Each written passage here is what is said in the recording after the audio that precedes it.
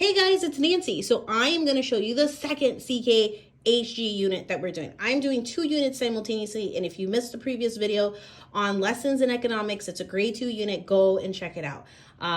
But I'm also going to be doing ancient Greece. Now, why did I pick CKHG instead of the CKLA units this time? It's because I want the lessons to be shorter, which CKHG lessons usually are shorter, because I want to beef them up with books and crafts and other things, But CKLA actually has 2 units on ancient Greece that look pretty interesting. One is on ancient Greek myths, and then the other one is just on ancient Greece, But again, it has a language arts component. The lessons are usually a bit longer, and I didn't want to spend that much time on ancient Greece, especially because we did this 2 years ago when my second grader was in kindergarten. But kindergarten between second grade, that's kind of like a huge learning gap that happens there between kindergarten and second grade, How much did he actually retain in second grade? I don't know, but we're about to see because we're redoing this lesson. Okay. Ancient Greece, second grade, CKHG. Here are the table of contents. Remember, CKHG doesn't have any language arts component. It's straight up getting into history, but that doesn't mean it's boring. It still is way more interesting than a lot of the other stuff I see out there, and it's shorter, and it gets the point across without spending 30 minutes reading a chapter on it. So here we go. Okay, now I'm not going to do a flip through because once you've seen the layout of one CKHG lesson, you've kind of seen them all. And this is available for free. So you guys, if you're interested in seeing like any particulars of this unit, then you can go and download it because it's for free. Download it and check it out. But I did do that previous video on what a CKHG unit looks like in lessons in economics. What I really wanted to show you guys today are the resources that I'm going to be pulling in. Now, this isn't all of it, but I'm a last minute kind of person. I'm not like a planner or anything like that. So there's probably other things we're going to incorporate in it, but this is the gist of it. So, okay, I had no idea the Universal Yums gave you other things besides food items in your Yum box. But they do, and I got this about a year ago, and I've been saving it for the time that we went back over Universal Yums. So the time is here. I thought this would be cool. This is from Memoria Press.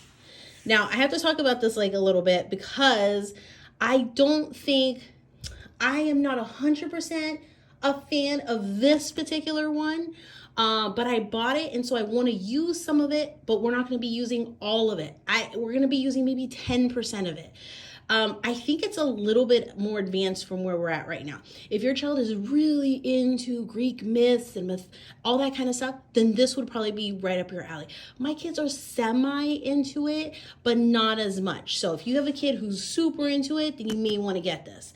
I think it's also a little bit above our grade level in terms of we're doing this with a second grader and a 4th grader. It's probably right on the cusp of upper 4th grade. I think in 2 years, if we hit this back again in 2 years, I think then it will be perfect. I'll have a 4th and a 6th grader. And I kind of think that's the age range that this should land on, But anyway, I have these note cards, flashcards. It kind of has, I haven't opened it up yet. You can tell I am not a professional YouTuber, okay? I do not come prepared. But here we go. Helen, and then you have facts on the back. I thought that was like really cool. So that I got from Memoria Press as well. A long time ago. I got this like over the summer. Okay, I'm going to walk you through the student guide. So at least you guys can get an idea on what's included. So this follows this book.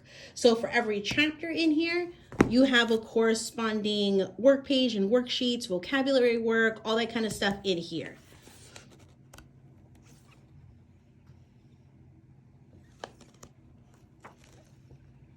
So every lesson is going to have vocabulary words, and then the activities will change.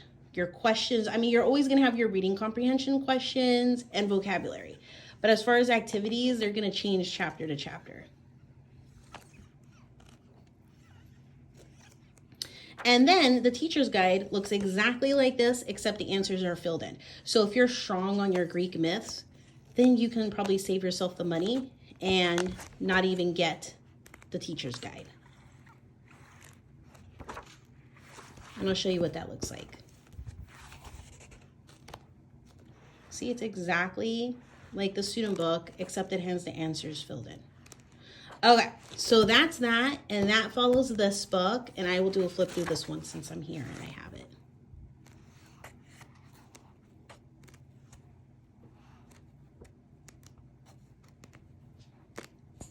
Okay, so there's that. But I'm actually, the majority of our stories that we're going to be reading about is going to come from these two books. So Greek Myths and Legends from Usborne. It's an illustrated guide.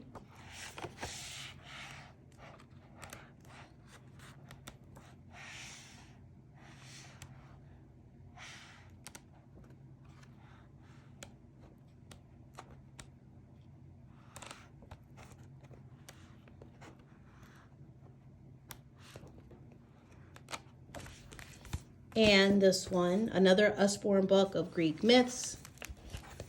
I really like the way that this one's laid out. The font is bigger. It's just easier to read. Beautiful illustrations.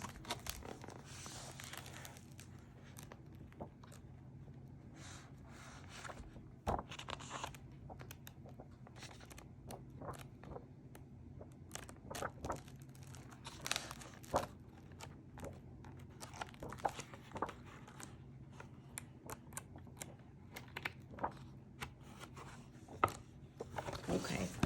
And then the final one is this one. Now, this one is told, and again, I'm not strong on my gods, but it's the messenger one. Whatever his name is, right? The messenger, he might even be a demigod, right? Demigod.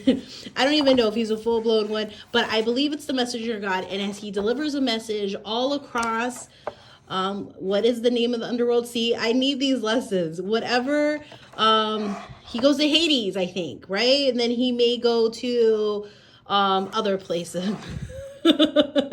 Anyway, as he goes through, you have to solve riddles, get him through all these locations that he has to go to till where he finally delivers the message. So I thought this one would be really fun.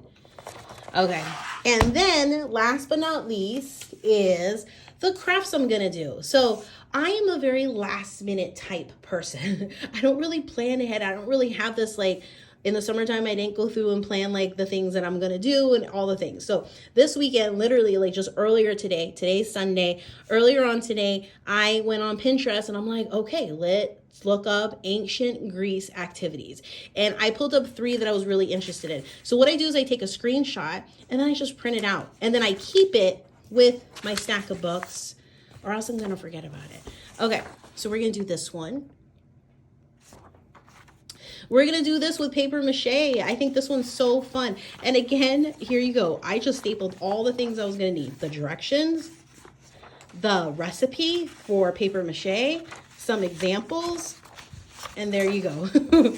So there's that one. And then there's this one with straws. I thought this one was so like cool. It kind of has like this 3D look and it really does look realistic. So again, I just screenshotted all this stuff. And then just like stapled it, and I'm gonna put it and I'm gonna leave it with all my stuff so I don't forget.